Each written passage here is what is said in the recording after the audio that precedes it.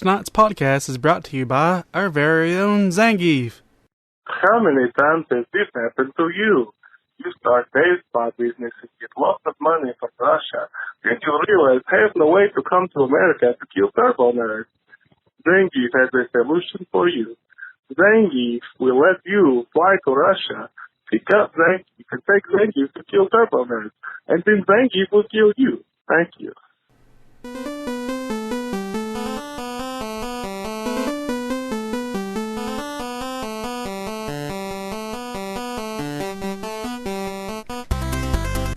Yeah, hold the fuck on a minute. Just hold on a minute. Well, we can't plug Zangief anymore. I'm tired of these threats of fucking violence, Zangief. This is our fucking show. We gave you an opportunity to advertise your stupid, cheap Russian bullshit on here, and you've been nothing but a straight connoisseur of ass fuckery since you've been coming on with us. And we're not... You're banned from the show. I'm kicking you out. You're out. You and your Fuck other you, little... Zangief. Your little dickhead street fighters can go fight in the fucking street elsewhere. Yeah, you want some fucking questions? I got a question for you. Eat a dick. Like, well, I go guess... fuck yourself, Russia. Yeah. Especially you, Putin. I know you're a listener. So, are we officially beginning the episode? Just yeah, for fuck this it. evening? God damn Fuck it. Fuck you, Zangief. You've ruined the whole episode. You hear that, listeners? Welcome to another good old fucking episode of the Good Ole Gamers podcast. Episode number 48. It's March 5th as of now. It won't be when this comes out. No, it won't. But Zangief's put us in a bad mood. Just threatening shit all the time. You can fucking try it, Zangief. You fucking has-been. You've never been top tier in Street Fighter, you motherfucker. You're the Hulk Hogan of fucking Street Fighter now. You're just the piece of shit no one wants to play. Bear hug a dick. How about that? Yes. Anyhow, I'm Lyle McClendon. I'm here as always with Brandon Gentry. Go fuck yourself, Zangief. Yeah, I agree completely. You're safe this week, everyone. Y'all can go fuck yourself too, but especially Zangief and Putin. Well, sorry.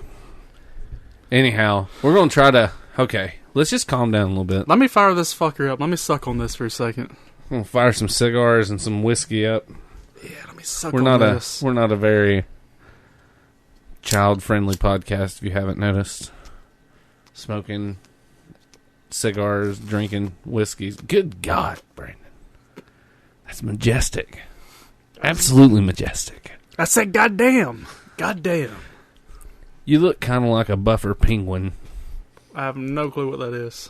Like a more buff penguin from Batman. Okay, yeah. If you just had a monocle, it was like, ah! Come on, I've got the best plans. I'll make animals that explode. Penguins with rockets upon them. Anyhow, we're going to kick off always with some news.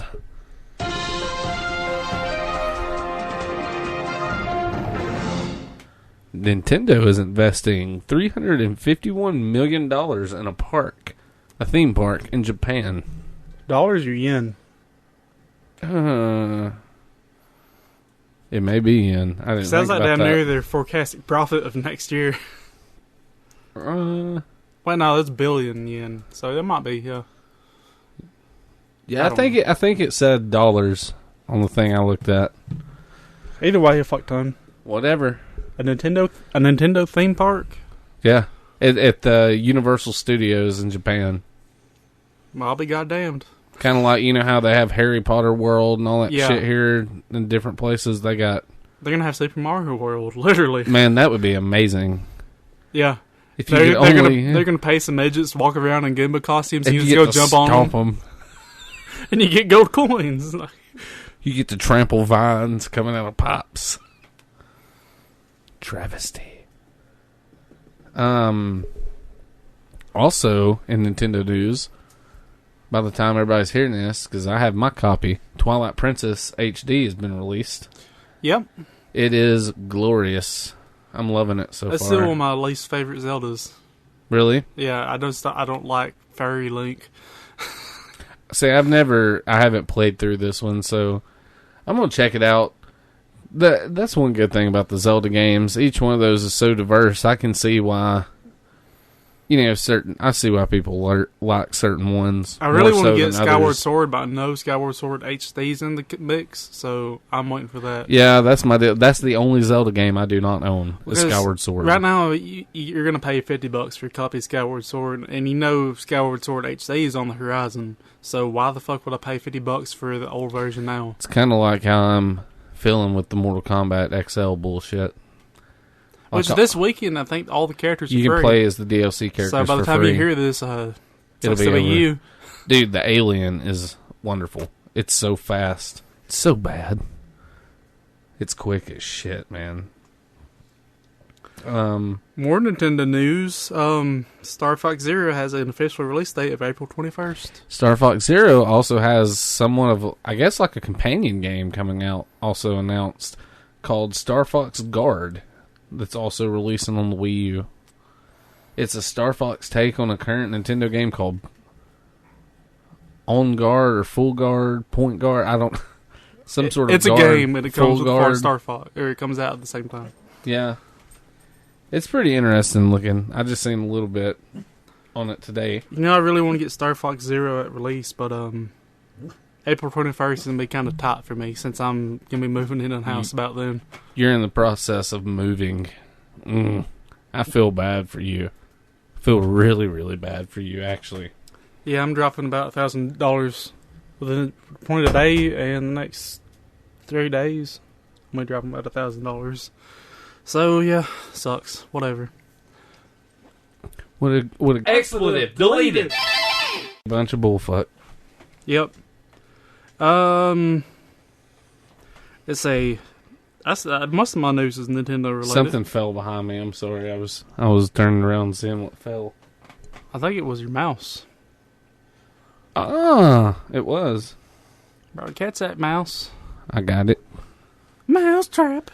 I found a copy of Choo Choo Rocket this morning, by the way. Sweet. I didn't Sweet. buy it. I was wanting $10. Yeah. That's about. I mean, I know $10 ain't much, but it ain't really worth it. I almost bought it for you, but it looked like it had been rained on. It was at an outdoor flea market. Oh, that sucks. Yeah. Ooh, I just caught my shorts on fire. Juicy shorts. My juicy shorts. Sega's been laying off a bunch of people in their Western mobile division. What a surprise! Sega's not doing well. Said they plan to focus on their famous characters. You know what? Focus some money in making a new Streets of Rage. That would be nice. Make Yeah.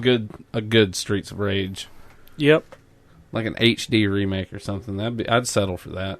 No, like you said earlier, a new Sonic Adventure would be fucking tits. Like a good one. Yeah, dude, a Sonic Adventure 3 done right would be amazing. Especially with the technology they got now. They could do that crazy huge Mario or Zelda world that they always wanted to do, you know? Yeah. And Breakneck physics and all that bullshit. And I can just see the cows and amiibos going together really good. Oh, yeah. I would actually might use amiibos, you know, other than looking cool. Yeah, I agree. Bring my amiibo over to your house and we'll race them bitches.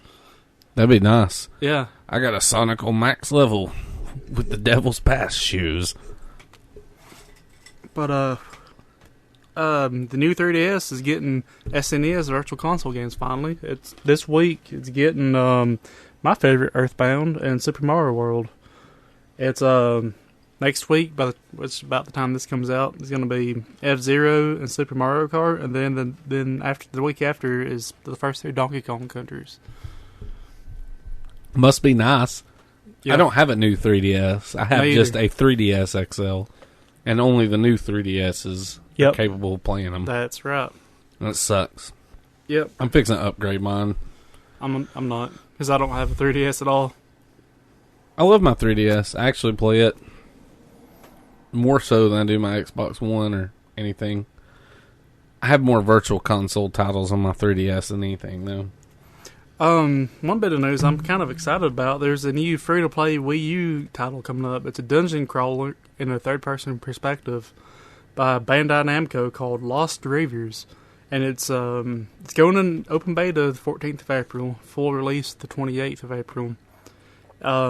It's in a modern setting, and it kind of reminds me of The Secret World a lot. Like, you know, you're running around with guns and swords and shit, and you're fighting all these Like in the demo video they released, they was in an Egyptian pyramid, like shooting mummies and shit. You know, all these classic monster type of shit. Yeah. Fighting them with modern weapons. I just love that kind of shit. That sounds kind of badass. And it looked very Destiny-ish in a way, like in the way that you're teaming up with other players, taking on monsters and mobs and stuff. Although I think it reminds me more of a Phantasy Star than Destiny, but more people are familiar with Destiny these days. Will you have to buy the game? It's free to play. Or you can just download it for free? You can download it for free. I'm assuming there's going to be microtransactions, but, you know, as long as it's done tastefully, I don't mind. You know, if people want to pay money for costumes and shit, or minor buffs like, you know, extra experience and shit, I don't care. But if it gets pay to win, then I'm out. That's pretty gnarly, though. Yeah. When's it supposed to come out? The open beta is 14th of April. Full release is 28th of April. So I'll definitely be checking it out. Oh, yeah. Be something good to try out on the Wii U. Mm-hmm. I mean, how many free-to-play titles does the Wii U have? Not many. Yeah, not many at all.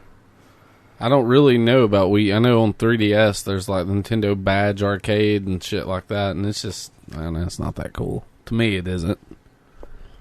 Well, there's, surprise, surprise, there's more Coleco Chameleon woes. Yeah. Dude, I think it's about the end of the saga. Out the other two, it's kind of cool because we've really chronicled the life cycle of that piece of shit.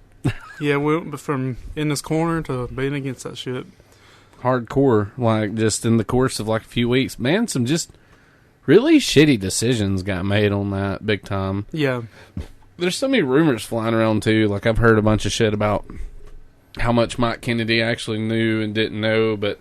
Then again, there's like some audio files floating around on YouTube of people like just recording Mike Kennedy talking to somebody else, and he's pretty much admitting a bunch of the shit. You know, not just outright saying any of the shit about the model at the toy fair or nothing, but just kind of talking about they knew that they had a fucking issue on their hands. You know, that kind of shit. I saw a post from Pico Interactive, and they detail their trip to the New York Toy Fair. And they said that they honestly didn't think that Mike understood that was a mini SNES in there.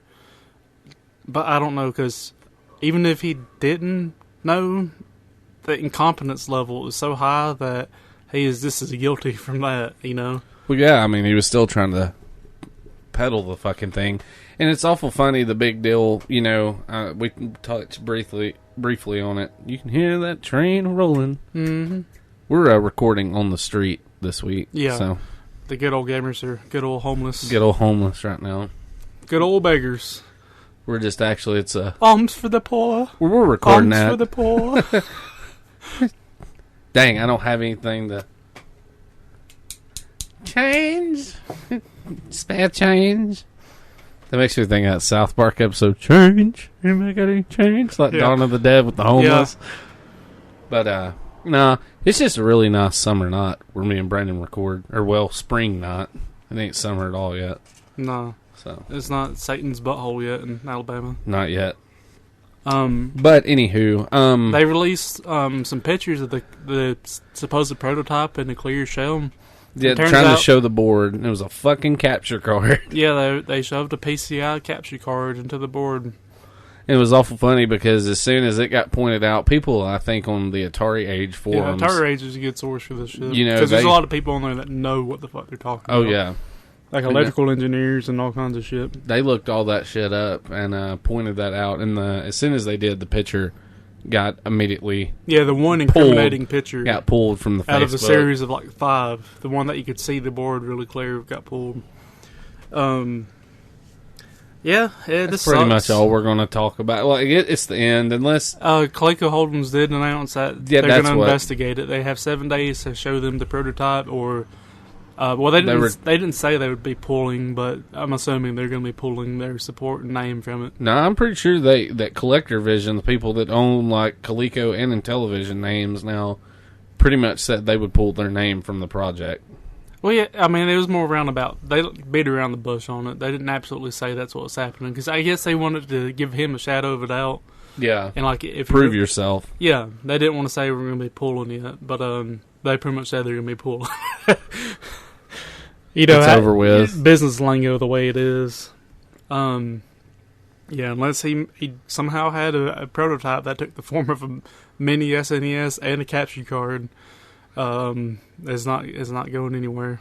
And we might eventually see something like this, but Mike Kennedy cannot be involved in it again. He's ruined his name. I do. He's done. I do believe he is finished.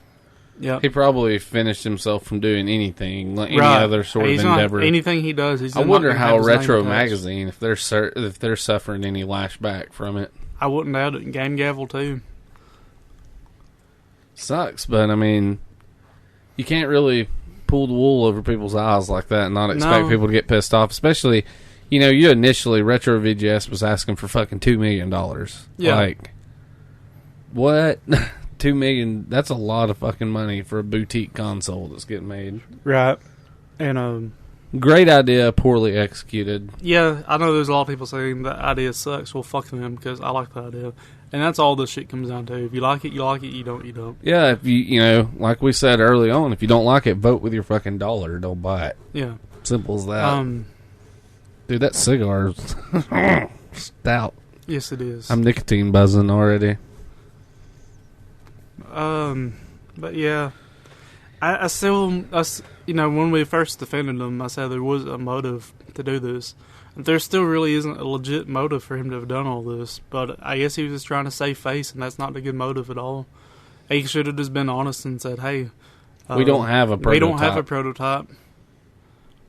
And, I would have been understanding of that. Like, I know this shit's fucking difficult, especially because you're deciding to go the hard route, go the FPGA processor. You could buy off the shelf fucking processors and emulate all fucking day. But he was determined on that. I mean, I can't fault him for sticking to his dream, but I can fault him for trying to fuck everyone over. Swindle everyone. Yeah, fuck everyone over in the process. Sell a fucking Jaguar case disguised as a badass new console. So, it's done for. I've only got 2 more bits of news. No Man's Sky is coming out June 24th. And nice. It's also on PC, so PC Master Race. Hopefully I'll have a PC by then. That's the goal as of right now. So I no longer can be made fun of, penalized for not being a part of the Master PC suck-off race. I probably just sealed my fate by saying that. Mob squad of PC geeks will be standing outside my house like burning compacts. Death to the unfortunate one. Us nobility don't dirty our hands in such ways. But when we sometimes keep up to date with the issues of few dirty console peasants, but we're mostly unconcerned. We got parties of wine and cheese to attend. Says the one smoking his cigar over there. I'll probably eat a bag of fucks, Brandon. I will. A cornucopia, if you will. Well, yeah, a whole cornucopia. Dost thou eateth thy cock from cornucopia? Give me a myriad of shafts. Last bit of news I have: Steam bundles are now being discounted for games you already own. So Steam games are even cheaper. Nice. So that's always been a problem. Like another reason to be part of the PC Master Race. Yeah, if they're selling a bundle of 10 games and you already own 5 of them, you don't get your money back or extra copies of those 5 games you own. You're just eating it. But now they're starting to discount it. Not all of the bundles discount yet, but it's going to be like a running thing in the future. Like future bundles put together are going to do that. So that's definitely cool. Yeah, that's pretty badass. Another way for you to save some money and score some games. Yeah. Well, I guess then that could possibly be it for news. Yeah, that's it for news. Okay, then. This week's segment for me is going to be kind of brief, but kind of amazing. This actually heralds the return, Brandon, of Arcade Arcana. It does.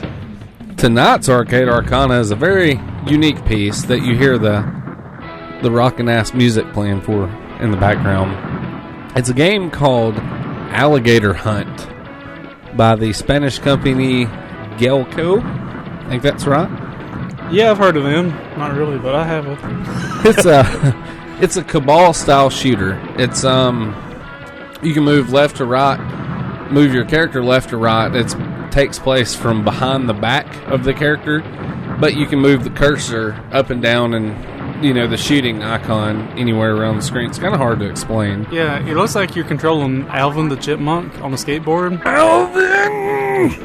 And you just move him back and forth, and you fight reptilians, hence Alligator Hunt, I suppose. Yep. You can collect missiles. You can shoot your standard fire missiles. There's a third button that allows your character to roll either right or to the left, so you can roll out of danger. The voice acting in this game is really terrible. It's got a pretty good 2-player co-op though, pretty nifty, and it's got some boss battles too. It's really hard to explain. It reminds me almost. It's got a hint of Galaga to it on this first stage. Yeah. Like, you're just on the bottom going left and right, and you're shooting all this shit coming at you. The enemies come at you in waves, kind of. One thing, I'm watching the YouTube walkthrough right now, it's what you're hearing. He's in this, like, post-apocalyptic Manhattan, just shooting these Imperial walkers and shit, and it's just playing this, like, 90s porn music. Like, and like Stephanie from Full House was jamming to this shit. Dude, Stephanie from Fuller House can jam all she wants. Her tits hang out that entire series. I might have to watch it now. No, I can look at pictures. That's worth it alone. That's worth the price of admission. Getting a look at hot-ass Stephanie. There's not much you can really say about it, this game, other than I urge you just to go check it out. Yeah. Definitely maim that shit. I didn't write down any of the boss names or anything when I was playing it the other night. Scrap some idiot. Of them.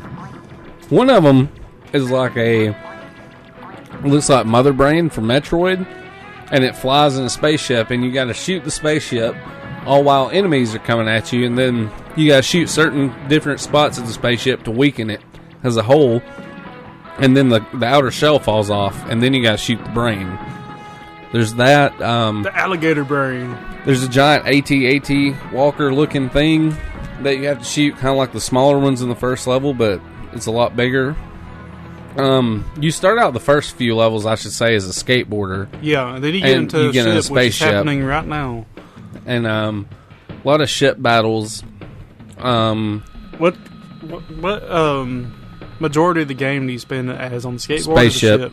Yeah, okay. You stay in the spaceship for. Actually, after the skateboard levels, once you get in the spaceship, you stay in the ship the rest of the game. I kind of like the skateboard, and that's really unique. Yeah. The spaceship, I mean, it controls just like the skateboarding in a way, other than that you can stay up in the air flying, you know, of course. But like as far as like rolling side to side and shooting, it still plays relatively close to exactly the same. There's one boss that's a giant... it's like a giant floating military base that ships and enemies constantly just drove out of, but the base shoots at you too. Huh. It's a pain in the ass. It would definitely be a quarter sucker. Oh yeah. If I can see that right now. Like big time. I urge you to check it out though. You can look it up on your MAME cabinet. If you got MAME on your computer. Yeah. Check it out. It's a 2-player co-op on it's really fun. So if you got a buddy, grab them. Both of you can play it and enjoy it. If you don't have a buddy, then it sucks to be you. Yeah, maybe you should go on a real alligator hunt, and by alligator hunt, use your head as bait.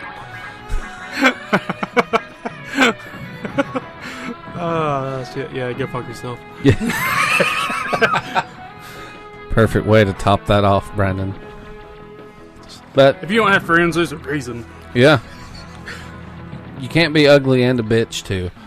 I've learned that the hard way. Yep. Hey, you win some, you lose some. Mostly lose. Indeed. Unless you're Ronald Lump. He's going to win. He's going to change the world. He is. Damn, I'm telling you. Hamburger Helper Stroganoff. 25 cents a box. That will be set for life. Pretty sure, too, he's going to make certain people wear stars and numbers.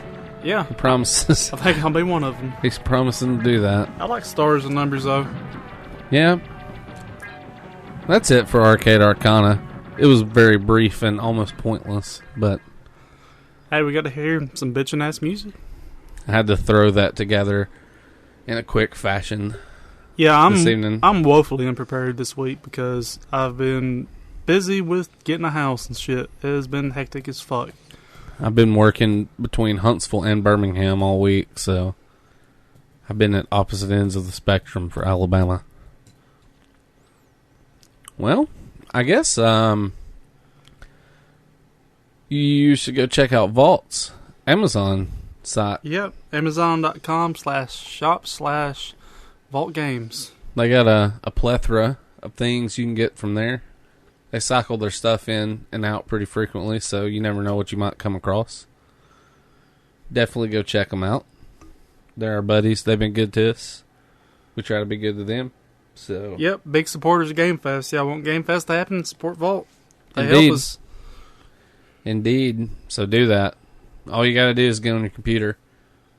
How much fucking harder is it than that? Click buy, consume, obey. Consume, obey, want, buy, consume, obey.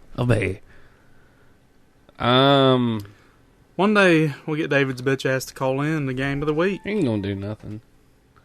He's just gonna continue being an old bitch. Alright, guess it's time for our subject, huh? It is. This is, I've been trying to, the reason I'm so ill prepared and everything else is actually trying to prepare for this subject because we haven't done an episode on the series yet. We haven't. And what a better one, I think, to kick it off with. We're discussing our very first Zelda episode tonight. Yep. Most definitely.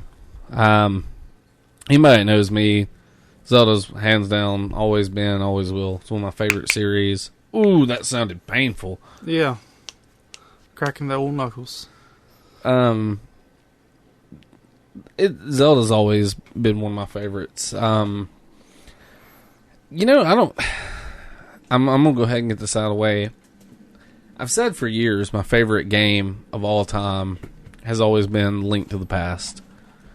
But Link's Awakening's always held a really, really special place in my heart over the past few years, or past 20 years. Did it, or was that just the trans fat? The what now? Was it Link's Awakening or the trans fat? I'll be the trans fat. That holds a place in my heart too. I feel it. But it grips me every night.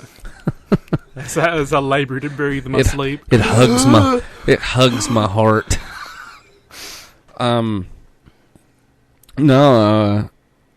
bought Link's Awakening when it came out. I remember my grandpa and me going the day or so after it came out to Kmart and buying it when they first got it. And I just recently played through DX. I've always had the original Link's Awakening, and I recently bought DX on my 3DS and I played through it.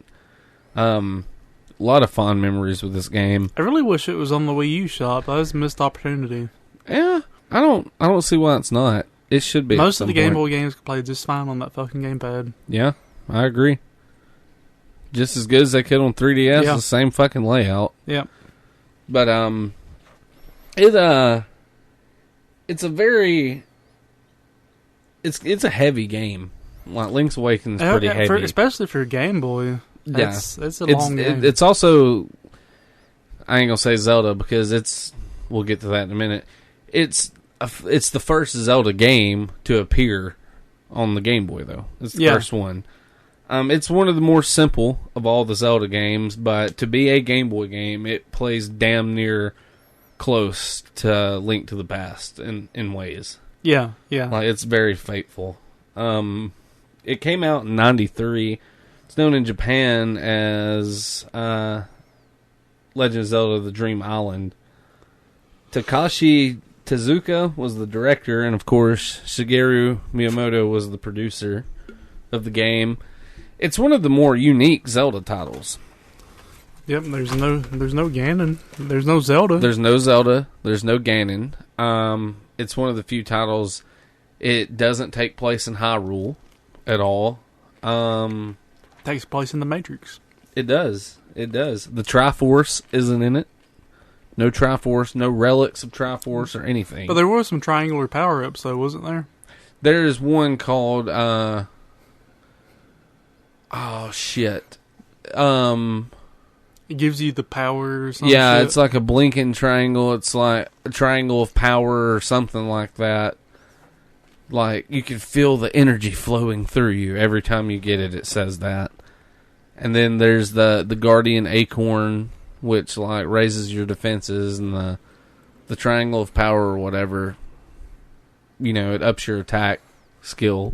Which I thought was strange. If it is a Triforce reference, you know, Ganon's always been the Triforce of Power guy. Link's the Triforce of Courage dude. Zelda's the Triforce of Wisdom. Yeah. Yeah, it's kind of odd. It's the fourth installment overall, but it takes place... In my eyes, it's the third, because fuck Zelda 2. Yeah, that's true. That's like the Forgotten Bastard sequel. For good reason. Adventure of Link could have its own episode on its own merits, or own faults. But it takes place... Link to the Past comes first. Oracle of Ages and Seasons comes second. Now, what system did that come out? I've never even heard of that. Game Boy Color. Game Boy Color. It was co-made. Nintendo and Capcom made those two. Plays a lot just like Link's Awakening, but it's different. It follows more Ocarina of Time elements like Twin Rova, the witches, and all that's in it. But this takes place after Oracle of Seasons and Ages. Pretty much, Link is... He leaves on a boat to go training, and he's coming home from after finishing his training and gets caught in a storm. Long story short, the storm wrecks the shit out of his boat, and he washes up on an island called Caholant. Let me get my Zelda Bible out. Proselytize, brother. He washes up on an island known as Caholant Island. A young lady. Is this the first game that featured like little cinematics of cartoon Link? Yes, because it had like the shitty cartoon Link. At the very beginning, the intro when the boat's tearing up, dude. Yeah. The music to the intro is something that we should try to play too. The intro music is wonderful. It's like almost like a stoner metal-y opening of. Oh yeah, I recall that. I've got Ballad of the Windfish called up right now. That's fine. Ballad of the Windfish will break your heart. We'll do that at the end. But it opens, and like you said, it's got the opening cinematic of Link holding on to his boat, screaming. And then he wakes up, and he's found on the beach by a young girl named Martin, who lives with her broke, drug addict father, Taran, in a house. Who looks like, at least in the game, he looked more like Wario, but once you showed me the Zelda Bible thing, he's definitely a throwback to Mario. Yeah, it's not official, I don't guess, but it says, it's speculated that Marn and Taran are actually based on Milan and Talon of Holodrum, which is the Oracle of Ages and Seasons. Which kind of makes sense because, you know, if that takes place just before Link's Awakening, they would still be fresh on his memory, I suppose. But anyways, he wakes up on this island, and you don't know jack shit about what's going on. You wake up, Taran, whatever, Taran gives you your shield. Yep. And you go to the beach and find your sword. When you find your sword, this fucking owl appears pretty much, and this owl is like the guardian, and he's pretty much the voice of the windfish. You know, he's like the protector of the windfish. The windfish plays a big key, and then, let's just go ahead and say this: spoiler alert. Like this will be full spoilers. So if you've never played Link's Awakening, don't want your butt hurt, skip it. You know, skip like the next 20, 30 minutes, however long. Or just don't worry about it. Don't be a pussy. Yeah, I mean, it's... How old is this game now? 94 here, so there's no excuses. 22 years old. I mean, I haven't played it yet. I did watch some of the walkthrough, but I haven't played it myself. Yeah, there are no excuses. Pretty much, though, at the top of this mountain, there's a giant egg. And the pivotal character known as the Windfish sleeps there. Well, the owl pretty much says that monsters have come to their island and are threatening the Windfish, and, you know, there's prophecy of a hero, of course, that's going to appear, and, it's always a prophecy. Yeah, save the day, pretty much. And he just so happens to be Link. So, the owl pretty much tells you to make your way north,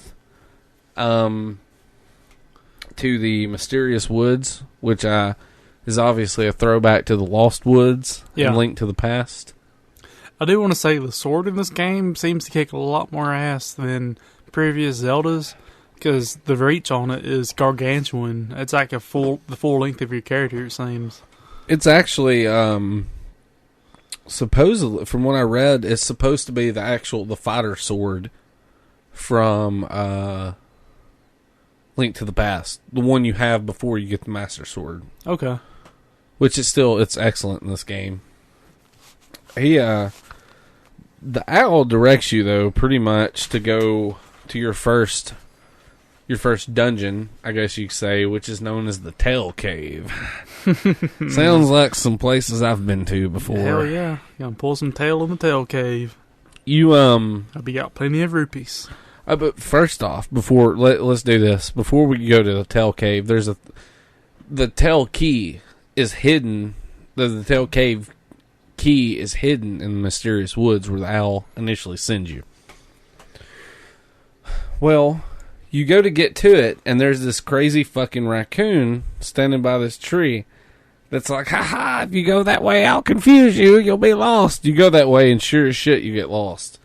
You can't figure out what to do, and you take a bypass through the mysterious woods, and you end up on the opposite side of the mysterious woods. And there's a mushroom growing there. We pick this mushroom and carry it to the old witch that lives over by near the wood, at the edge of the wood line on the opposite side. She makes you a potion. Well, not a potion, but the magic powder. You know, she tells you the same shit she tells you in Link Pass, like, try sprinkling it on a variety of things. So, you go back, and that raccoon's standing there. You sprinkle him with magic dust, and this raccoon fucking has a seizure and starts, like, flying around the screen and explodes. And then, lo and behold, it is Terran. Terran says something along the lines of, it's like, oh, I don't know what happened to me. I was walking through the woods, and I sat down on this stump, and I seen this big, juicy toadstool. I ate it. And I had the craziest dream. I thought I was a raccoon playing out in the woods. I'm like, no, you're fucking high on mushrooms. Like, you ate a handful of shrooms, dude. You're Mario. That's what Mario does. He gets high and thinks he's a raccoon. Yeah, I said that earlier, and you're like, that sounds vaguely familiar. But, anyways, you get the tail key. You go to the tail cave to kick some tail and get some tail. I was going to say, I don't know if you want to touch on it yet, but there's a lot of Mario in this game. I figure we go ahead and touch on it because your first Mario instance you see is in the dungeon, in the first one. And we can also touch on it because the item you get in the first dungeon plays on that. Something that is unique to this Zelda game and one of the most amazing implements in this game is the first item you get in the Tail Cave, which is known as the Rock's Feather. The only time this has ever appeared in a Zelda game. It's a feather that actually allows Link to jump. Yeah. Which is amazing. Yeah, I noticed that. It's like, wow, Link's jumping. That's amazing. So cool. It doesn't happen in 2D Zeldas. So good. But, like Brandon was saying, there's a lot of Mario in this game. And when you go to the similar like in the first Zelda, how there's the underworld passages where you go down the ladder and the item will be over here. Yeah, it's side-scrolling at that point. It's kind of awkward. Does the exact same thing when you're in the the basement levels of the dungeon. And it is populated with Goombas and piranha plants. Yep. Kirby also makes appearance in this game in later levels. I know there's a claw machine with a Yoshi doll in it. There is.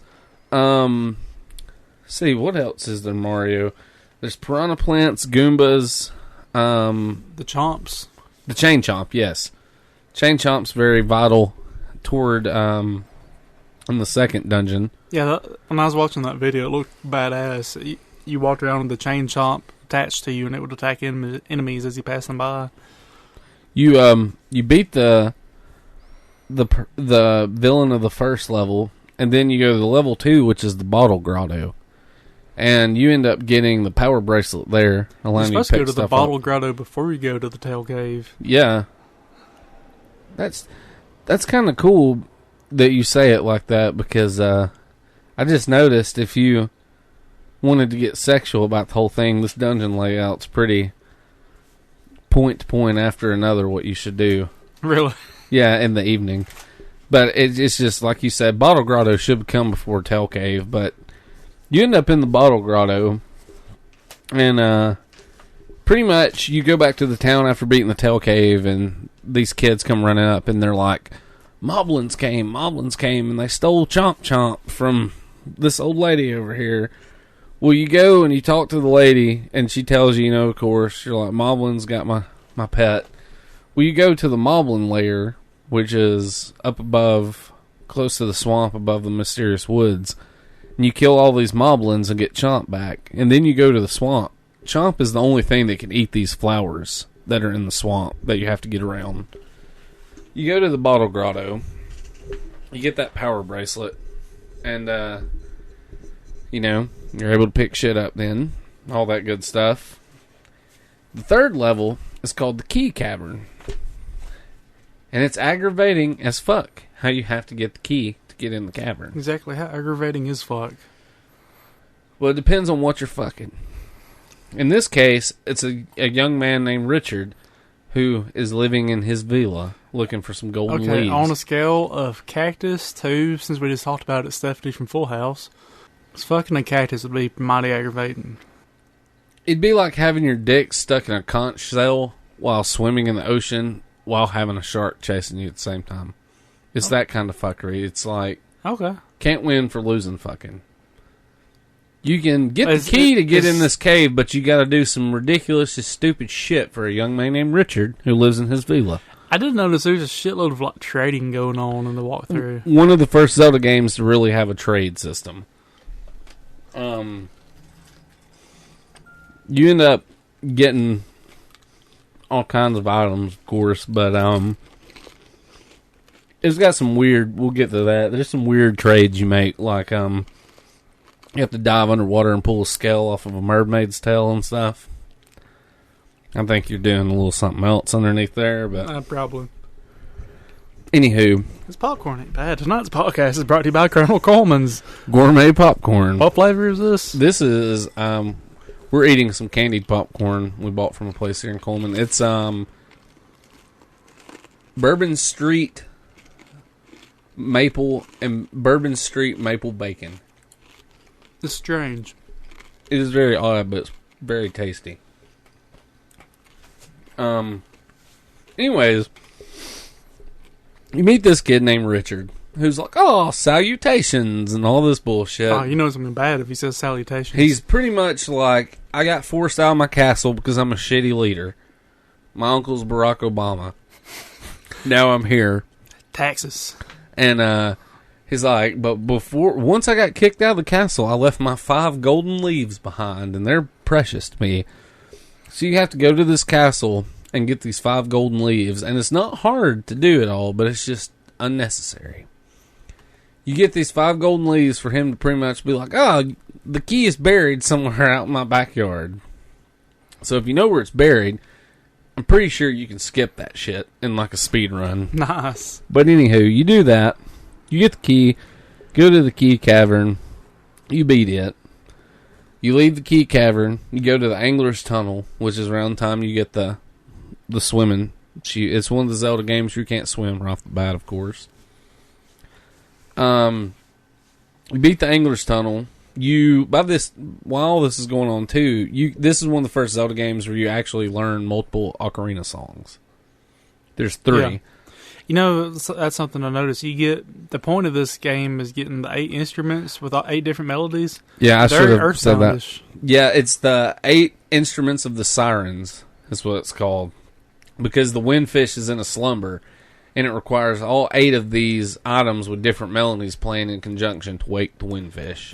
And Mother Zero, you got to collect 8 melodies to make it to wake up Maria, which is Ness's grandmother. That's crazy. Yeah, and then Earthbound, you get 8 melodies. Lo and behold, the fan theories have just started. Yeah. Yeah, you're right though. I'm glad you pointed that out because I had it wrote down, but I kind of overlooked it. Let's see. While we're talking about it too, it's also the first Zelda that introduces fishing. Yeah, it is. You can fish in this game. Oh, I thought of you so hard when I come hard? up pretty stiffly when I come up to the 5th. God, I don't have the soundboard pulled up. I have a sound effect for that. It just sounds kind of like. Anyways, the 5th level is called Catfish's Maw. I thought you would rather enjoy that. It's a giant catfish that you swim into the mouth of. Here it is. Oh, better late than never. Yeah. Better hard now than then. But you beat Catfish's Maw.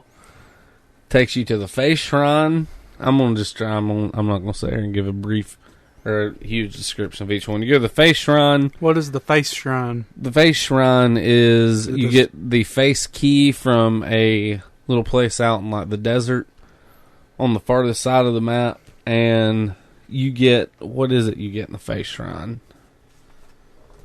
I need to look. I have it pulled up. Bear with me.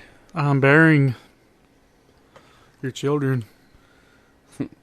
I'm gonna bear some of this hair liquor. Dude, have at thee, man. Evil Williams, Cinnamon Reserve, Kentucky liquor. The smoothness of Evan Williams with a hot cinnamon taste. You had me sold as the smoothness of Evan Williams. Something that's really known for. Yeah, no shit.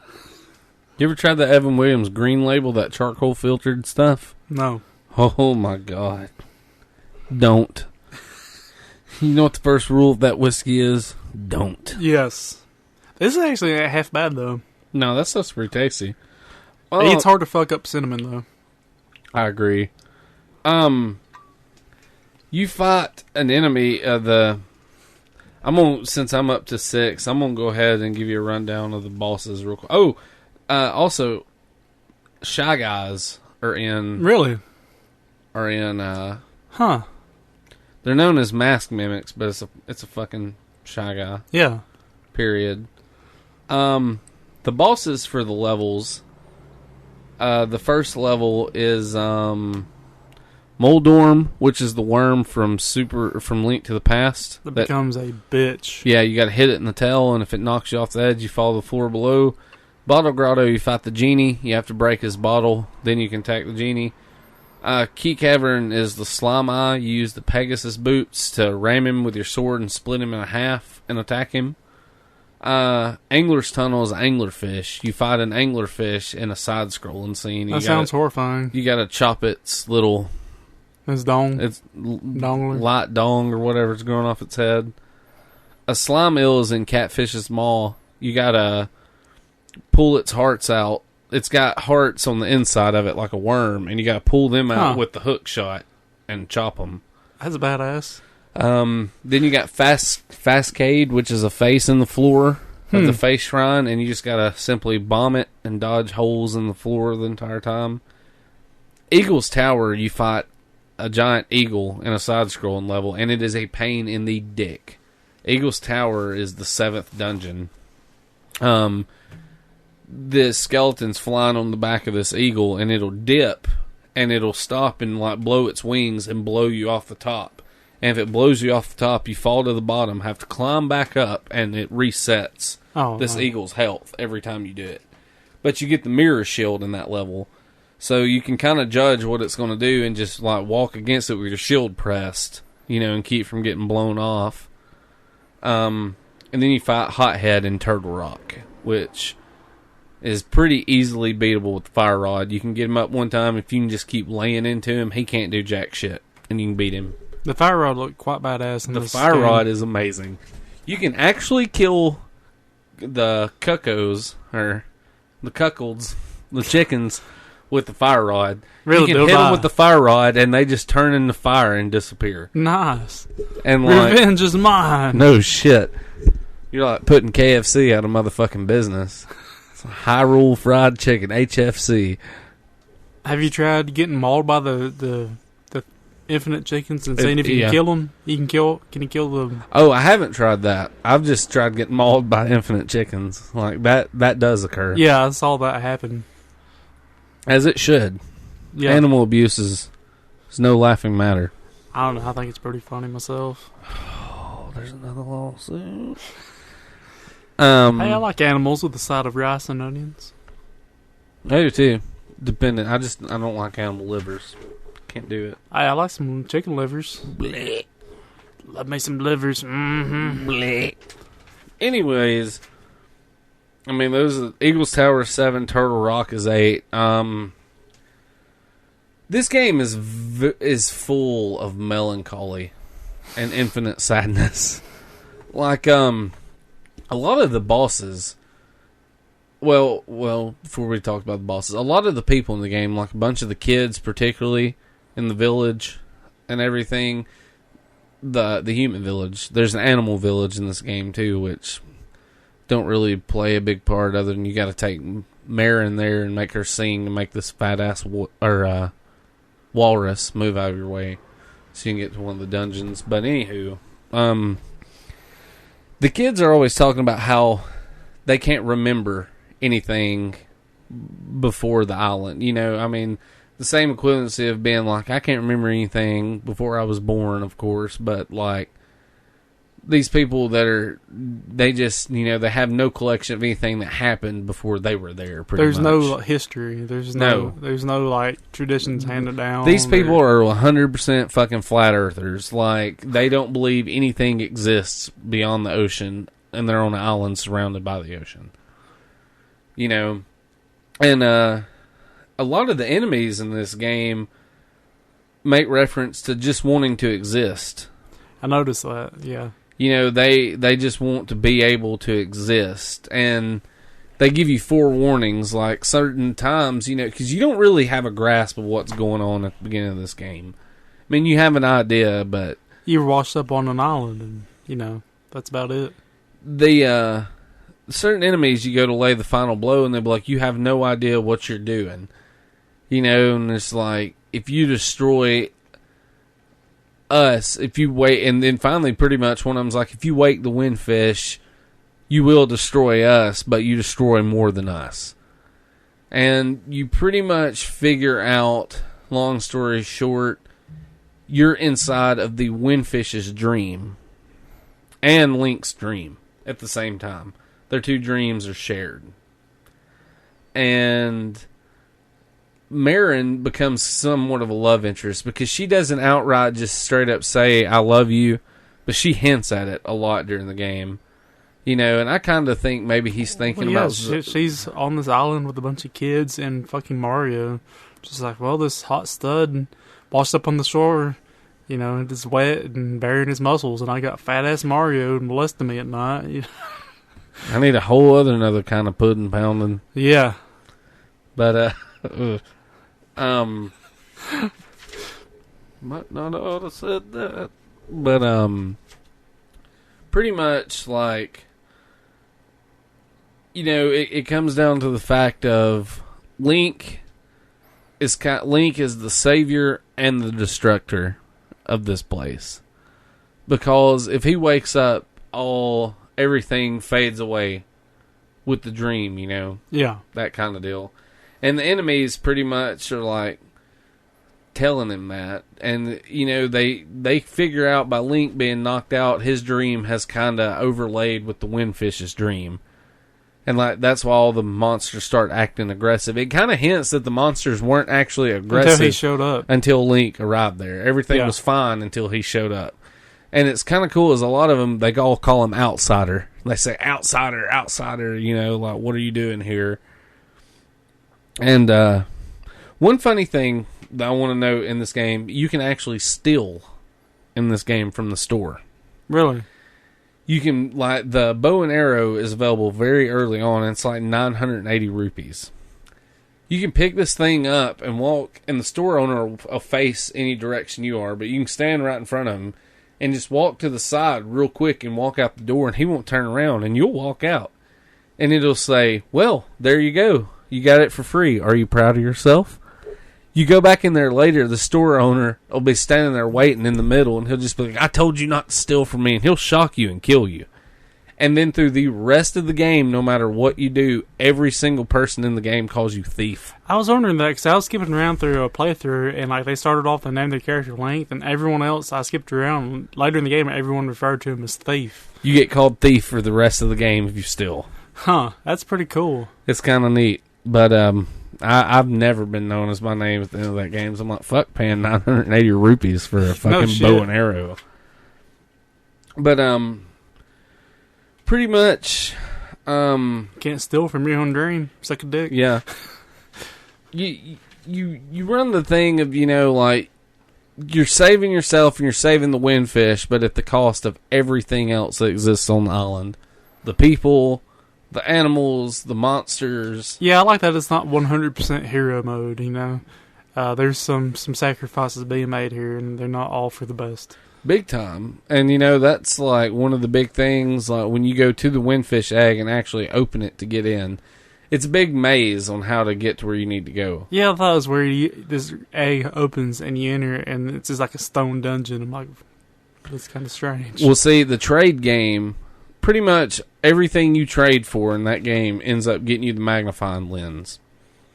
The magnifying lens, you can go back to the library that's accessible at the beginning of the game, and there's a book that has print so tiny you can't read it called Secrets of the Windfish Egg and shit. And you look it up, and pretty much it's the map for how to navigate the hallways. Like, you go up a room, left a room, up a room, right a room, up a room, left a room, up a room, right a room, something like that. And you drop down the hole, and that's where you fight the final boss, which is the nightmare of the windfish. It takes many different forms. It takes the form of Muldorm, the worm that we were talking about earlier. It takes Aghanim, the wizard from Link to the Past. It takes the form of his shadow, and it's just like Link to the Past. He shoots like energy balls at you, and you have to deflect them back with your sword and strike him. Then it turns into a big jelly blob that you hit with your magic powder 3 times. Then it turns into Ganon's shadow, which is the only reference to Ganon. And it's just like Ganon from Link to the Past. He summons fire bats and flies them at you and then throws his trident at you. Then it turns into this other weird thing called Death Gaggle or Deathel or something like that. And you have to use Rock's feathers to jump these 2 giant tentacle arms that swings at you and shoot it in the eye when it opens. Okay. And when you destroy it, it's just like, it pretty much tells you, it's like you've gone and done it now. You've woke the windfish up, and now everything is gone with your eyes opening. And pretty much the windfish tells you, you know, you've awoken me from my slumber, but sadly, since you've waken me up, everything's going to be reduced to nothing. And it plays like, Ballad of the Windfish is like one Zelda song that's been real. It's very a despairing sounding song. It makes me think of the Terminator 2 music when the T-1000's lowering himself into the lava and it's like, you know. I'll plug it up now. This plays and you pretty much see the island disappear. Like, you see Marin and Terran fade away, and then you see just random people on the island fade away, and everybody's dying, essentially, being undone. Roll that beautiful bean footage. Well, if YouTube will cooperate with me. This really is some old sad bastard music. Well, come on, YouTube. There it is.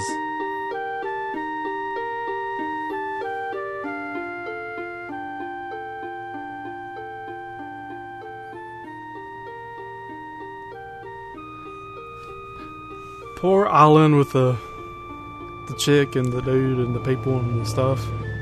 Dude, when the everything's fading away on the island that this is playing, it's so sad. Like, cause Link saved the day and he inadvertently just fucking ruined the day too. Yeah. Really hard. I like that kind of thing though. It's better. I might like that better than just the straight up. You know, you're the hero. Everything's good from now on. The end. Well, that's pretty dark for a Zelda game. You know, like yeah. They don't ever really talk about sacrifice just a shit ton in the Zelda universe. You know. No. Like a lot of times, even all the evil that's been done gets undone once, like the Ganon's defeated or something. And it's just kind of crazy, you know, because he kind of, like we said, the way they talk about it, everything was fine until Link arrived there. So in a way, he's kind of like the inherent evil. You know, like he appears, he fucking destroys. He shows up, he kicks a bunch of ass, he wipes their fucking island out and then leaves, you know. Yeah. So you kind of wonder who's actually the bad guy here. Yeah, he's the badass action hero that comes in and takes all the collateral damage with no remorse. He breaks all your pots. He steals all your heart. And your bows and arrows. Yeah. He puts on these boots and runs 90 miles an hour in designated 40 mile an hour zones. What an asshole. What a sucker of cocks. Link from Hyrule is a left lane driver. I mean that with no offense to cocksuckers out there. Cocksuckers make the world a much better place. Yep. There she blows. That's it. Sorry, I had a mouthful of potato chip. I'll give you a mouthful of something else. About the size of a potato chip. But, I mean, that's about it, I guess, for Link's Awakening. If you haven't played it, do yourself a favor and check it out. It really is, like I said, it's quite possibly my favorite Zelda game. It's up there, in my opinion, with Link to the Past, but a lot of it just simply depends. You know, like I said earlier, each Zelda game is so different. A lot of it kind of depends on what Zelda floats your boat. Yeah. Some people love the NES ones more so than anything. Some people love Link to the Past. The Game Boy ones, some people love Ocarina of Time, Majora's Mask. It's all personal preference. They're all good. So, like I said, if you haven't played this one, check it out. You can snag a copy of DX on the eShop on DS for like $5. It's worth it. Every fucking penny of it. So you said this is like the last we see with Link to the Past Link? It is. I forgot about that.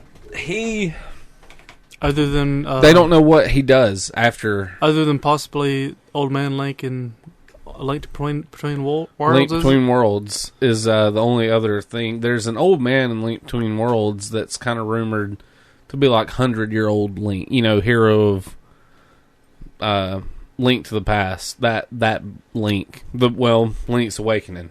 Yeah. You know, there's a theory that old man that lives in the village is Link as an old man. So, yeah, that's I always wondered that possibility. about like Link's quote unquote uncle in Link to the Past, if that was a previous Link. Because, you know, shit goes down, he's like, I'm going to go save the day. And then he's like sitting in, you know, in a pool of his blood in the bottom of a dungeon. He's like, I'm too old for this shit. Here's my sword. Yeah. Here, Link, go save Zelda because I failed miserably. I've got to go put back in for my job at the DMV next week. Fuck this shit. They don't pay good, but the retirement's alright. Yeah, no shit. 401k. But there's nothing confirmed on that because right. The official Zelda timeline hasn't even been updated since. It's so disjointed and convoluted. Like, you can tell that they didn't make these games intentionally with them linked together. They just pieced them together. Fans wanted the shit, and they put out the Hyrule Historia, and they're like, oh, fuck, we got to piece together a timeline now. Yeah. You can even, I highly recommend, if you don't have it, and you're a Zelda fan, picking up The Legend of Zelda Hyrule Historia. It's pretty much is made by Dark Horse Comics. It's like a hardback Bible to Zelda. Tells you, it's got the very first official Nintendo timeline for the Zelda games in it. So, I would highly recommend it. You could probably get it for $20-$30. Picking that shit up if you a Zelda fan. Yo, get that shit, dog. It'll be popping fresh, son. Anyhow, you gonna get downright it's time to get steamy? A little hot and steamy. Yeah.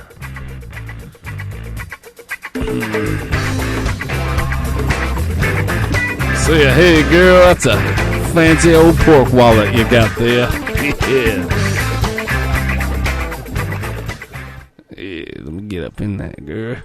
It's time to get hot and steamy. Hot and Steamy is one man's quest to finish all of his Steam games before he purchases anymore. And let me put a huge emphasis on purchases, because I just got some free games on Steam that one of them is one that I'm reviewing tonight. Don't want to contradict yourself. Yes. Because Sega recently gave away some of their games. I did see that. You could get like Streets of Rage, couldn't you? Yep. And the one I'm talking about tonight is one I played previously, but never on the PC, is Jet Set Radio. Oh, very nice. It's a really great port. It's, hold on, I'm getting my phone. That's a really great game. I used to have that for Dreamcast years and years ago. Yeah, compared to the Dreamcast title, the graphics look better, the sound's a lot better, because it's not limited to that shitty Dreamcast, sound quality. But for those completely unfamiliar with Jet Set Radio is it's a skating game basically, where you control a handful of hooligans, some who are hellbent on tagging the fuck. Yes, some ne'er-do-wells, some hipsters, some miscreants. You have magnetic skates. They're just rollerblades basically.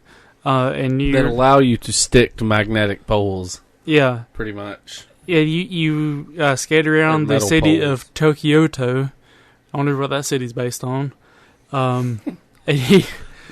Sounds vaguely familiar. And you spray paint the fuck out of the place with graffiti. To actually spray paint graffiti, your basic points of interest, you just run by them and you press the graffiti spray button and you spray them. But the bigger ones, you got to do some joystick fancy work to do all the spraying. Basically, it'll come up with the symbols to rotate, half circle clockwise, half circle counterclockwise, full circle clockwise, and you got to keep up with it to spray. Otherwise, it takes you too long. And the game ramps up very quickly in difficulty because you have cops coming after you, and the cops have things like guns and not spray paint. You have spray paint. They have gas. They're very British police officers. They all work in clusters and running at you. They do the South Park Army. Yeah, they have like mob mentality. Yeah. I know one of them, the levels I was playing, they ride around on motorcycles and they'll just mow you the fuck down while you're spraying graffiti. There's always the private inspector or chief guy with like the 5 o'clock shadow chasing you around with a giant ass pistol that looks like the Penguin had it. They're listening to fucking Sabotage by Beastie Boys the whole time. Yeah, the game is cel shaded, and it's one of the things that helps this game still look good to this day. Is it's very stylized graphics. They don't look bad at all for a game that came out around the year 2000. You can tell if you really look closely, the anti-aliasing is up to par and all this shit, but it's a damn good looking game still. Especially with the PC's upgraded audio. They did update Of course. Yes. They did update the button symbols for the Xbox controller too for the PC, so that kind of helps. That's one thing I've noticed in some old reports. It'll be like, press the B button, and it's not the same fucking button anymore. Because, like a Dreamcast. You're not on a Dreamcast, it's on the PC Master. Yep. Suck a dick. But not only do you fight against the cops, you're also up against other spray painting gangs. The various levels are ruled by different gangs, and they all got some goofy gimmick. One of them is like the Heartbroken Ladies. I don't remember what they're called. I don't remember any of the names of these gangs, but one of them is these like punkish ladies. They're like, we're strong, independent black women that don't need no man. And then there's some guys dressed up. We love the new Ghostbusters trailer that's out. Fucks. Save that for a little bit. Yeah, okay. I'm gonna keep drinking whiskey before we start talking about that. There's some these douchebags dressed up in like monster costumes that look like they're dressed up in cardboard Godzilla outfits almost, and I'm supposed to be scared of them for some reason. They're kaiju, Brandon. Except they're shitbags. They're lower life form kaiju. They're dollar store kaiju. They're the kaiju lass. But yeah, it controls well, looks great. I know a lot of people really didn't get the point of the game, and I mean, there's a lot of exploration in the game besides just running around spray painting, because it's really easy to get down to the last. You have to spray paint all the spray paint points in the level before time runs out.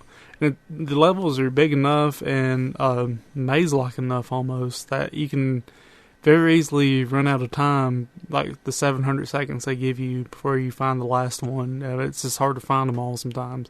You gotta do a lot of jumping and grinding, looking around. But I really like it. The environment's really good. There's vehicles on all the roads, and you can even grab onto the back of a car and coast along behind it. That's cool. They can also pull you off the level, because if you like certain points or exit points where you just exit the level, and if you pretty much have to start over again. So if you hold on to the car too long, you can just exit the level. Like, well, that sucked. Fuck all that. There's power-ups you get, or kind of power-ups you get as you skate around. You get to pick up spray cans. The basic ones are worth 1 spray. Then there's blue ones that are like 5 or 10. Then there's also these glowing ones that give you life. I guess you're huffing the spray paint, and it gets you too high to feel the pain of being shot with a 20-inch pistol by some fucked-up chief guy. That sabotage motherfucker. Yes. But yeah, there's not a whole lot more I can say about it. So I didn't prepare a whole lot. 'Cause I didn't get to play games until today from the last time I recorded. Jet Set Radio on the PC, I don't think you can still get it for free, but if you can get it for $10 or less, get it on Steam. It's awesome. Do it. It's very, it's hot and steamy. Downright sexy. You want to talk about Ghostbusters? Or you want to get the question of the week out of the way? Let's just get we'll probably close it out on Ghostbusters, I think. Okay. 'Cause I just feel like I should put all my bitching and moaning at the end. Alright. We had a pretty good question of the week. Yep, our buddy Mike McDaniel gave us our question last week. Indeed. And y'all answered it. I got a few answers myself. Our question on for Facebook. tonight's episode was, what video game franchise would work well as a movie and why? On Google Plus, Garmin the First Hunter says, Assassin's Creed. No doubt a deep plot and such, it's perfect. I could kind of see that. I could see that. Let's see. Pull up the old Facebooks. That's what I just pulled up. Ricky Foster said, Pokemon, gotta watch them all. Make the movie super horrible. Emma Stone as Misty and Scarlett Johansson as Jessie, or is it Jessie? I don't know. Hey Ricky, they already make Pokemon movies. Yep. Our good buddy Clay Byram over at blowyourpod.com said Alan Wake. Great story and visuals, could be a great supernatural thriller. I've heard a lot of good things about that game. Michael Macon said BioShock. The story can revolve around how Rapture went to ruin. And Clay Byram also said BioShock would make a great movie. Yeah, it would. I've never played any of the BioShock games. You should. 1 and 2 are great. 3, yeah. I've heard nothing but good things about them. Carrie Lansford says, I'd love to see Conker's Bad Fur Day. It couldn't help but be hilarious, and there's so much more they could do with it. Lynn says Halo if done properly, which I think they did the Halo movie, didn't they? All CGI. Well, they were going to do a live action at one point that Peter Jackson from Lords of the Ring was attached to, but it fell through. Jeffrey Hargrove says Mass Effect because come on, bro, just play the game. I never could get into Mass Effect. I've never played them either. My good friend Josh has highly recommended them to me, though. I own them. I couldn't get into them. I tried, and I got bored with it. I don't like the pseudo shooter aspect of it. I don't like that in a lot of RPGs where you're shooting. It's like actual real time shooting combat, but your bullets are doing like no damage because you got level 1 gun. And it's like it's still a fucking gun that kills people. Lane Green says God of War. I can kind of see that. God of War would be pretty good. What was your answer? Dead Space. Dead Space would be badass. Yes, it would. 110%. I really love that what John Carpenter type horror, like The Thing, and yeah, I love that shit. That body horror kind of shit. Yeah, all with conventional effects, because fuck CGI. I'd like to see a Zelda movie done correctly. You don't have any faith in this Netflix one coming up? I don't think that's. I think that's false. Is it? I'm pretty sure. I never looked into it. I don't. It's not happening. Good. I'm pretty sure that was just a big rumor. Nintendo's still got that sour ass taste in their mouth from the fucking Mario Brothers movie. Good. Which I guess we need a question for this episode, week. Don't we? Yeah, for next week's question of the week. What's it gonna be? We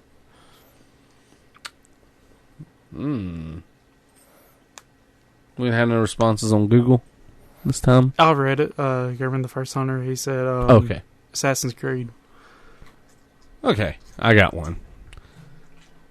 What original video game series do you feel has been ruined with recent installments? And why did it ruin it? Maybe, they tried going too big on it, or they didn't do enough, that kind of deal. Warcraft. My dog is being an asshole right now. As usual. I'm having to bribe him with potato chips to stay on the couch and leave us alone. What an asshole. Indeed. So I heard you got something on your chest. A bit of a rage rant, mayhaps. I want everybody to listen right now to the noise of me drinking a bunch of whiskey. Because Rage Rant's making a special comeback tonight.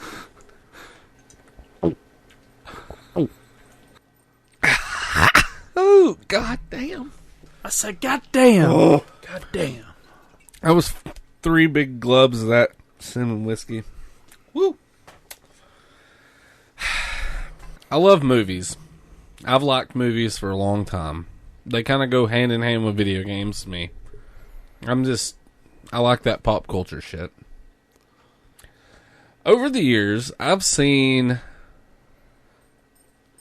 everything from my childhood be fucked in every hole that it had against its will, pretty much. Transformers. Teenage Mutant Ninja Turtles.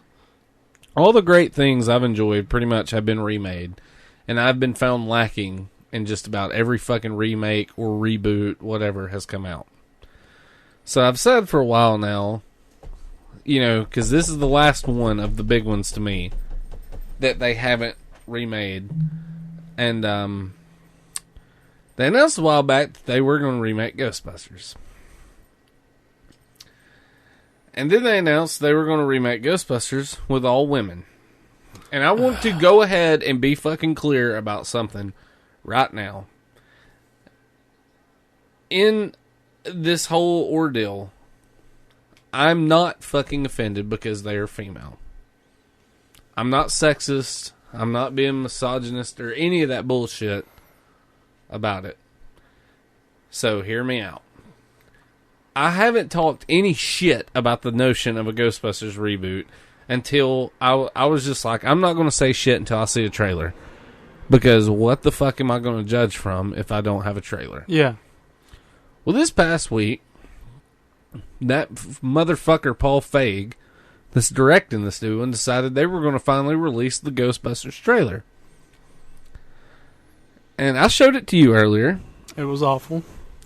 Tell them how awful it was for a second and let me drink some more whiskey. Well, I didn't laugh one time. Like, there was no funny or entertaining bits. Nothing in it seemed original at all. What Brandon said, you did not laugh one time.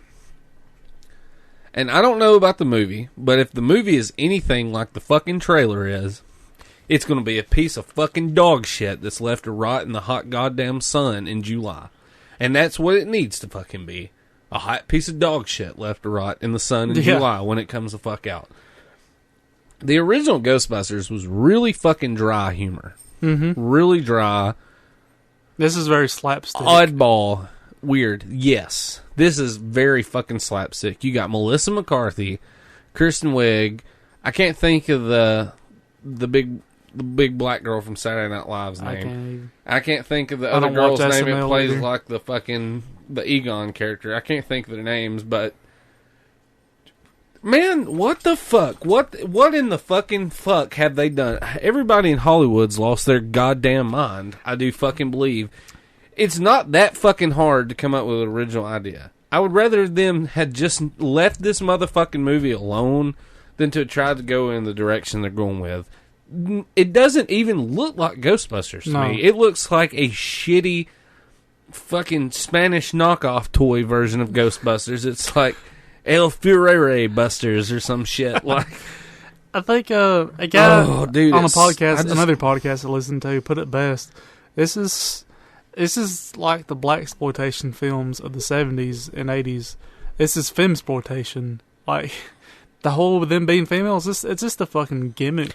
It is a gimmick, and I'm fine. I would not have a problem with them all being females if it still looked like fucking Ghostbusters. It's like they're riding on the fact that let's make them female. Let's disregard writing any decent story element. And I don't know. The movie could come out and be pretty good. Who knows? You know, because sometimes trailers are misleading, but most of the time, trailers aren't. They usually show you the best shit. And I really hope that if the jokes they're showing in this trailer are not the best jokes. Because it's like you said, I didn't get one motherfucking laugh. The whole movie from the is trailer. the joke. It is, dude. That's the joke. I hate to say it because like the people that play Ghostbusters now made a visit to it's what they do, if the kids that have cancer, they go and visit them. Yeah, Make-A-Wish. Make-A-Wish. Well, this kid wanted to meet the Ghostbusters, and the new Ghostbusters showed up. Oh. And there's a picture of this kid with cancer laying in bed looking miserable, and then they'll stand there smiling. And I'm like, that picture kind of sums up the new Ghostbusters movie for me, in a way. That kind of sums up how I feel about it, too. Like, and that's terrible. I'm not making fun of, that situation and all. I'm just saying, like, it's a good microcosm. Dig this shit. Ghostbusters 2 came out in, like, July 1989. 26 years ago. They didn't make Ghostbusters 3 because Bill Murray held up process saying that Ghostbusters 2 wasn't that good, and they didn't want to make one that isn't that good. So, what you're telling me is you wait 26 motherfucking years to make another Ghostbusters movie. You negate the fact, anything about the original. Which I'm kind of confused. I don't know if this new one ties to the original, because in the trailer it says 30 years ago, 4 scientists saved New York, and it shows the firehouse from the first 2 movies. Yeah.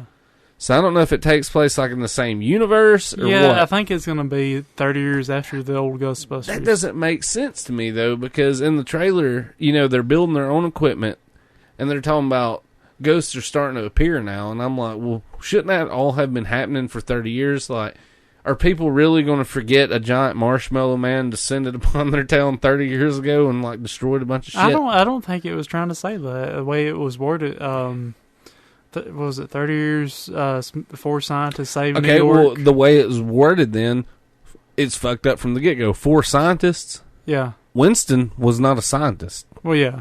That was also a thing that I don't like it with this is they typecast the female actors to the male actors. Yeah. And the black girl is the black character isn't a scientist and works at the fucking subway. Here's the thing with the original Ghostbusters, and this one I think should adhere to it, which it can't, being an all-female cast, is even though the original Ghostbusters consisted of some scientists, they weren't cast as scientist types. They were cast as blue-collar... Well, they were cast as blue-collar workers. Like, the way they look, the way they act. They were still in college. They got kicked out of college. Yeah, they're in their forced to go into the work environment. Yeah, they're wearing their jumpsuits, that they look like painters or garbage men or something. And that's kind of, it's almost like busting ghosts as pest control. You're the scientific... Yeah, exactly. You're the scientific pest control or garbage man. Yeah. And it's kind of like the dude in the original Ghostbusters, where they're getting on the elevator, and that guy's like, "What are you supposed to be, some sort of cosmonaut?" Yeah, and he's like, "No, man, we're exterminators." Somebody said they seen a cockroach up on 12th. He's like, "Must be some cockroach." Bite your head off, man. See, that kind of humor, I do not see them fucking replicating that kind of humor in the new one at all. And it's not even, like I said, it's not even the women thing that drives me crazy. It's just like, it doesn't feel like a fucking Ghostbusters movie to me. And that's what I'm saying too, is that's part of the reason why I don't feel like it. Well, it's kind of like, and there's a girl on Facebook I know, somebody posted something about it, a few months back, and I was just like, I don't really see anything that they do for this movie being able to save it from a fan's point of view. Maybe the kids that doesn't know jack shit about the originals coming into it as a new thing, I can see that. That's probably what they're banking on. But, it's kind of weird because if they make this movie stray so far from the original one, people that like the new Ghostbusters probably wouldn't like the original Ghostbusters. Right. You know what I mean? And, it just... That kind of throws me for a loop. But the whole... Fuck, I'm so bumfuzzled. I forgot where I was even going with that. I was about to make a valid point, but I just kind of fucked myself out of it. My dog's probably about to bark. Oh well. Anyhow, he's probably he's not excited for it either. I hate Melissa McCarthy. I do not enjoy Melissa McCarthy. Oh, okay. Yeah, this is what I was going for. This I remembered. Eureka! This girl I know on Facebook was accusing me of being sexist because I was like, she's like, let me guess, it's because you don't want female leads. And I'm like, no, it's not that at all. I'm like, it's just fucking unoriginal and shit. Instead of coming up with a third part and just writing a clever story to tie into the originals, I'm like, they're solely trying to fucking reboot the movie using females. I'm like, story elements need not apply. Well, so here's the thing: if you consider yourself like a feminist, you should be kind of offended by this because they're playing off of you, they're exploiting you. It's really exploitation. Yeah, exactly. I don't have a problem with female leads. Ridley and Aliens. I mean. Well, fuck yeah, Ripley, dude's like one of Ripley. the... I said Ridley. Ripley. Oh, I thought you said Ripley. Ripley's one of the baddest bitches there. She fights the Queen Alien in a fucking power loader. Hey, if they've get away from her, if they made a new Alien with a male lead, I wouldn't like it. I want the female lead. That's just what that movie is. Well, yeah, I mean, even look at Prometheus. Yeah. Prometheus, it's loosely connected to Alien, but still, female lead. Exactly, and I liked it. My whole deal is like, take something that was made, think of a cartoon or something that's catered. How many women would be pissed if they took the fucking Powderpuff Girls and replaced it with a bunch of Powerpuff Boys? Yeah, and it would suck. What's the fucking point of that? You know, it's gender swapping doesn't fucking make up for the fact that you're writing a shit story. Right, probably. It doesn't add any value to it. All it does is take away some. It's fucking... Fuck you, Roscoe. Roscoe, please. We're trying to rant. I would just stick the microphone up to him, like, start whining for Ghostbusters and try to make him whine. Dude, oh, God, you butt fuckers in Hollywood have really just screwed the pooch, dude. You have fucked with Ghostbusters, my beloved. Like... I just, dude, I don't... It looks really wouldn't. fucking stupid. Yeah. And it kind of pisses me off, too, though, because everybody from the original cast is cameoing in it. Except for Rick Moranis and Harold Ramis, because thankfully he's fucking dead. And I'm not saying that thankfully, because I miss the fuck out of Harold Ramis, but... He doesn't have to live through this shit. No, his body's probably just spinning circles in his fucking grave. Like, you know how that statement probably... You know, as slapstick and exploitive as this film looks to be, I wonder how they have a CGI Harold Ramis come in there. Don't tell me that it's not something you could see them fucking doing. Hey, that look on your face says it all. Like CGI Ghost of Harold Ramis or something. I'd probably be on a Mecca to drive to Hollywood. Have my way with some people. You know, I kind of feared for a long time that if they went to remake Ghostbusters, they would remake it with like James Franco and Seth Rogen. I don't really like those guys, but at this point, I would almost welcome that.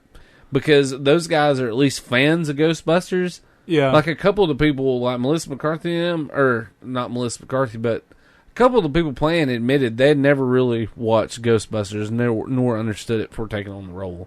And at least with them, they're kind of nerdy dudes in the sense where they might have done something a little bit more closely grounded than the shit we're about to see, you know. I mean, Paul Feig, the guy that done this, he done fucking Bridesmaids and all that bullshit, for fuck's sakes. And I'm just like, not the right kind of Judd Apatow type person to do this bullshit. But it just makes me mad, though, because Ivan Reitman signed off on it, too. And, you know, Ivan Reitman, he directed 1 and 2. He's like one of the big figureheads. And he, like... It might be hard up for cash these days. I don't know. What else has he done? I don't know. He's more of a classic director. I think the last movie he may have done might have been Evolution. Okay. He might need money. He might need some money. You had the guy from the 7-Up commercials in that movie. Oh, shit. But, I don't know. I hate to say it, I'll still go watch it. Like, I'll still contribute money toward it just because it is... I mean, I'm a huge Ghostbusters fan. It's the first one in fucking... I don't know...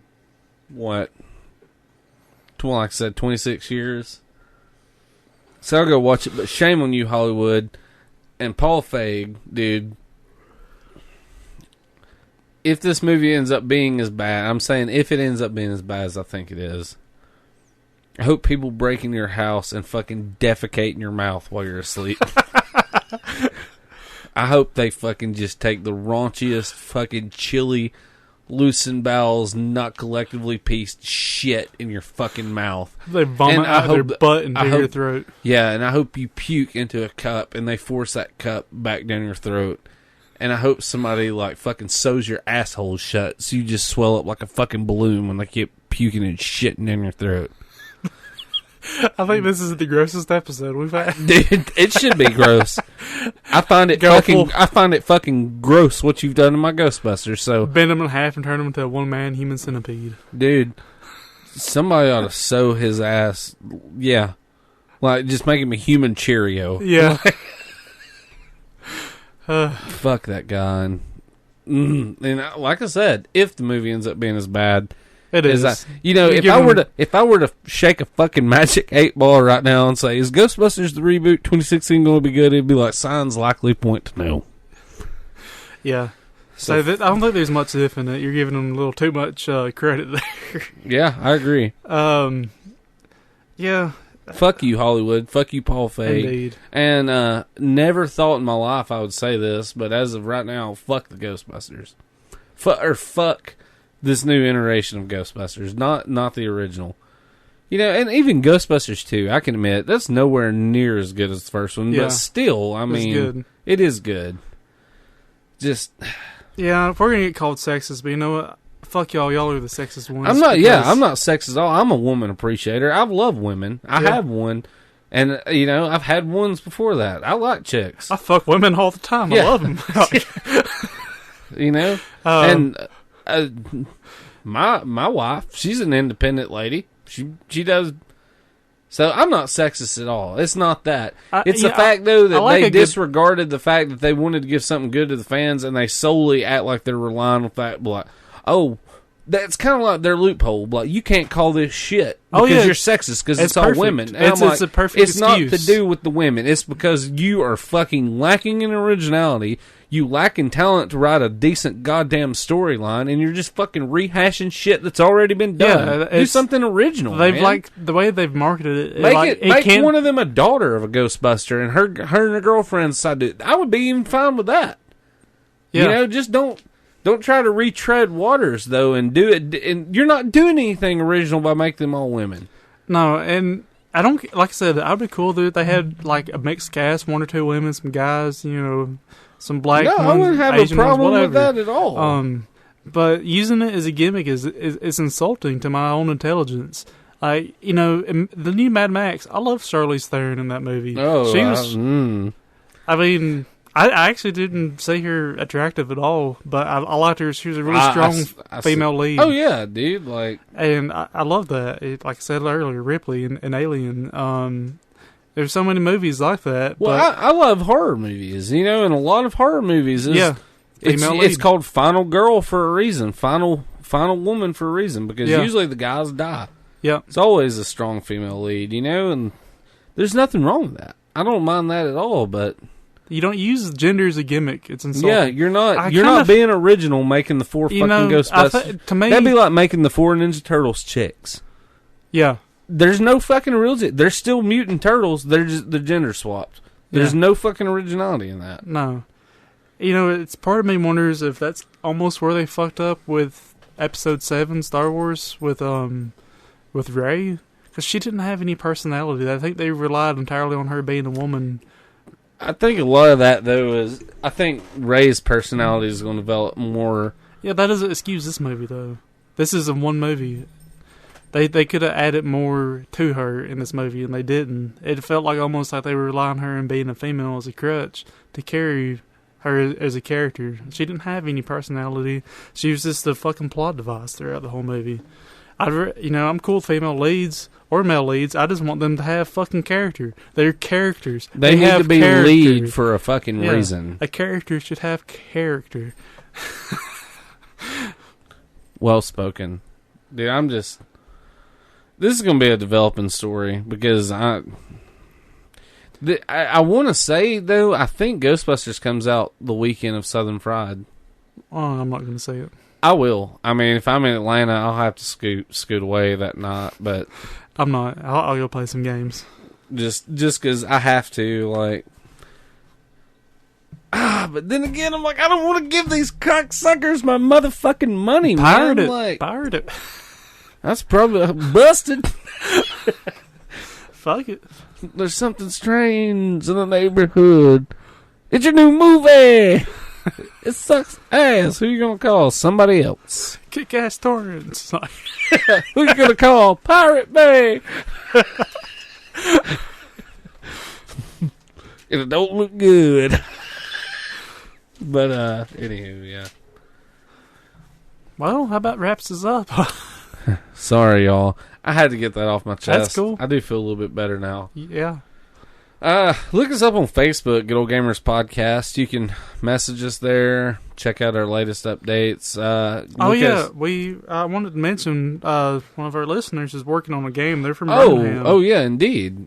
Some fellow awesome gamers from here in Alabama. The game that, because we talked about Castlevania last week, they messaged us.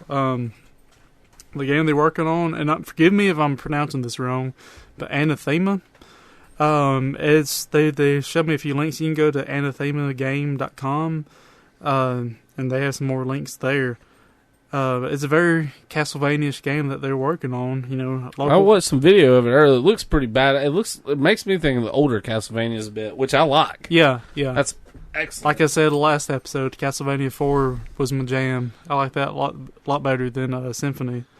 But they said that if they have a demo they want it polished enough to work, they want to show to the public, they'll be at Game Fest and they have a demo booth set up, so that'll be really cool.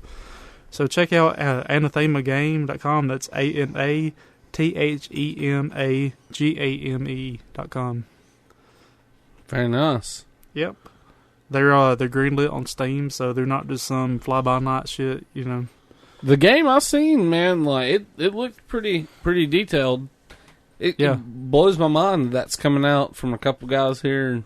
That's pretty gnarly. He said since that demo, he said that's old footage. They've like scrapped the old game and they're remaking it be faster, which I like. I love fast gameplay now. So it looks really cool. Check it out. Hell yeah! We'll put a link up to it on the site so you can go to. Yeah, definitely. We'll link to it in the show notes so you can check it out. We might try to get those guys on for an episode or something. Yeah, be kind of cool. Yep. We'll have that up for you on the website, goodolegamers.com. You can check us out on Stitcher, iTunes reviews. That'd be great if you'd like to do that for us. We'd appreciate the shit out of it. Stitcher reviews, TuneIn reviews. Well, I think TuneIn follows. I don't recall how TuneIn works. YouTube. If you're on YouTube, we're on there. I don't update it 100% every week, but I do. Videos coming. We're fixing. Videos coming really soon. So we're upgrading. We're going to be doing some recording, and Brandon's going to have an office room, so we're going to move our recording room, and I'm going to turn my room here into the kind of the PR office. I'm going to try my hand at some video editing. So, good things are coming. Yep, indeed. Good things. Or bad things in the form of Ghostbusters. Just don't bring that fucking shit up anymore, alright? Okay. We have a phone number. 682-777-GOOD. You gotta call us. 4663 for any of y'all who cannot convert. If you don't call us, Satan's gonna rape your fucking dad. Yes, he will. And all the pussies you know will be turned stone. They will. Not a good thing. Not a good thing.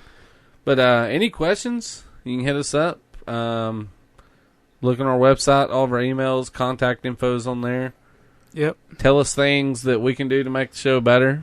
Let us know. Hey, let us know how sexist we are and that we can go fuck ourselves. That'd be cool. Hey, if you think the new Ghostbusters sounds good, hey, call us, email me. I'd like to light our asses up, flame us. I don't care. I want to hear it. Send me a reason why the new one's going to be good. I'd love to argue with you all day long. It'd be great.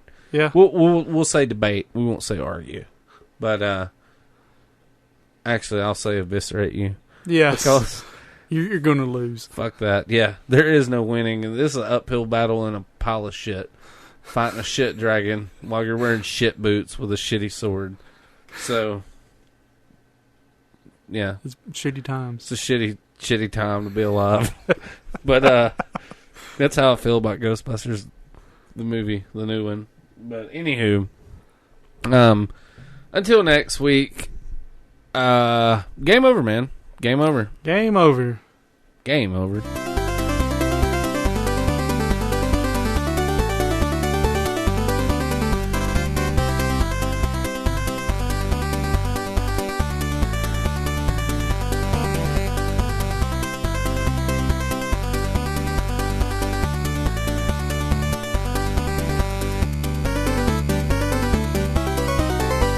Please don't go. The drones need you. They look up to you.